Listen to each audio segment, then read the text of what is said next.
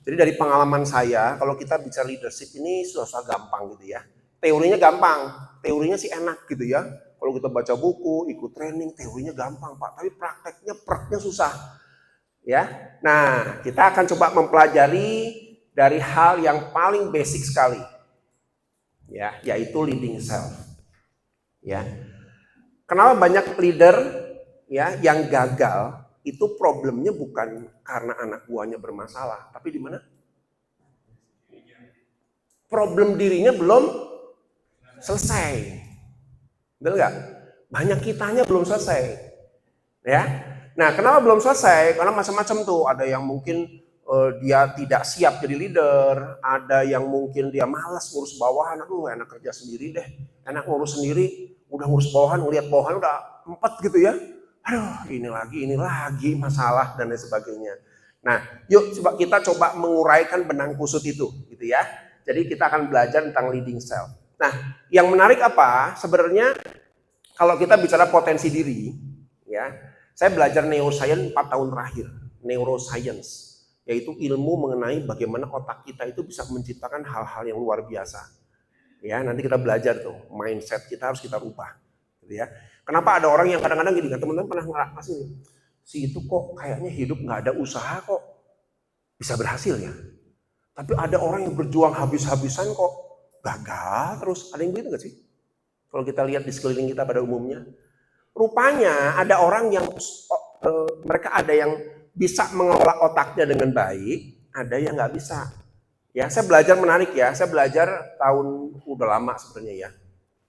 Bener nggak sih apa yang kita imajinasikan itu bisa jadi kenyataan? Nah, pengalaman menarik ya. Dulu saya coba gini.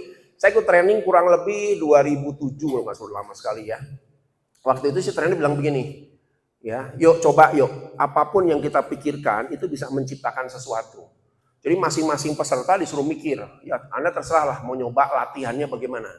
Saya nyobanya simple, caranya adalah parkir. Ya, di 2007 parkir di Jakarta, rumah saya Jakarta waktu itu ya, susah sekali cari parkir kalau di mall. Wah, kadang-kadang nggak dapat, pulang lagi. Lalu saya coba berpikir, saya mau pengen praktek deh. Benar nggak nih ya training yang disebutkan bahwa kalau kita fokus pada pikiran kita bisa mencapai ke situ. Coba sekali masuk bawah tanah itu kan. Wah, fokus dulu nih. Saya ingin parkir di sebelah mobil warna putih. Nah, yang cari warna yang simpel-simpel lah, jangan berat dulu gitu ya.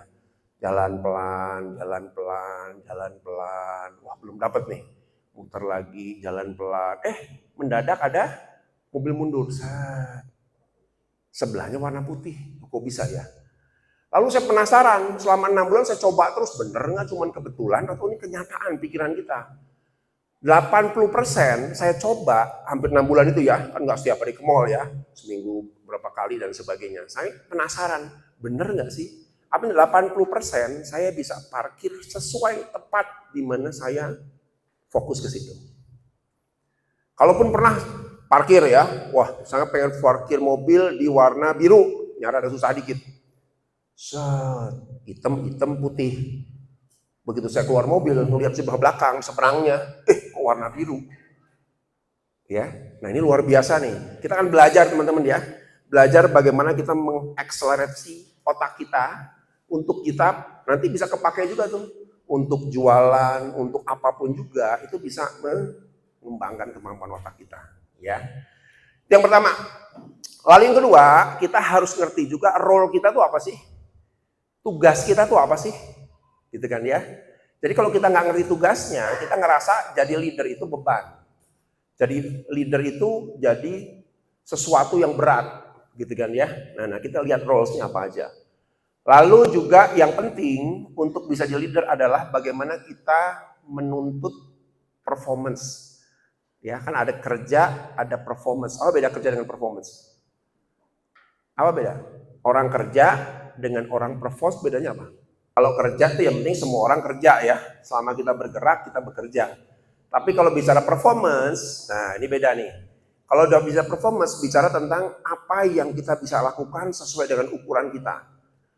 Saya lihat gini, banyak sekali leader yang ngeluh tentang bawahannya. Wah, Susah Pak, saya suruh jualan begini, suruh begini-gini dan lain sebagainya. Lalu saya lihat cara dia melatih bawahan gimana. Lah kalau kita ngelatih cuman, ya sudahlah. Nanti saya contoh ya, bawahan datang kita. Gimana jualan? Ya lumayan lah Pak, susah Pak, tokonya begini. Oh gitu toh. Ya sudah, nah, hati-hati lah ya. Kita tidak pernah mendorong performance orang ke batas kemampuan itu. Karena apa? Saya pernah belajar ya, saya pernah melatih banyak orang. Itu coba diimprove sampai sebatas kemampuan dia. Makanya kadang-kadang gini, kalau teman-teman mau bawahan kita punya performance yang tinggi, dorong sampai batasan tertinggi yang dia mampu. Caranya gimana? Supaya kita tahu nih. Ya kan manusia tuh begini ya. Kalau saya sering gambarkan kalau orang itu begini. Orang itu kan punya kapasitas. Ada yang begini, ada yang begini, ada yang kecil gitu ya. Nah ini kapasitas. Ya. Jadi kalau kita ngerekrut orang lewat psikotes, itu yang kita ukur kapasitasnya. Oh IQ-nya sekian, kemampuannya sekian, oh berarti gelasnya gede. Oh ininya ini. Tapi kenapa ketika mereka sudah masuk kerja, ternyata performance-nya nggak kelihatan atau nggak perform? Kenapa coba? Karena kalau performance itu bicara soal isinya. Nah, sekarang ini kan hanya ilustrasi. Tidak pernah ada orang yang tahu kemampuan seseorang, even psikotes ya. Saya sering ditanya, Pak, kalau psikotes itu bisa ngukur berapa persen kemampuan manusia sih? Saya sebagai psikolog, saya bilang, nggak pernah bisa lebih dari 60%. Loh, kok nggak bisa 100%? Nggak bisa.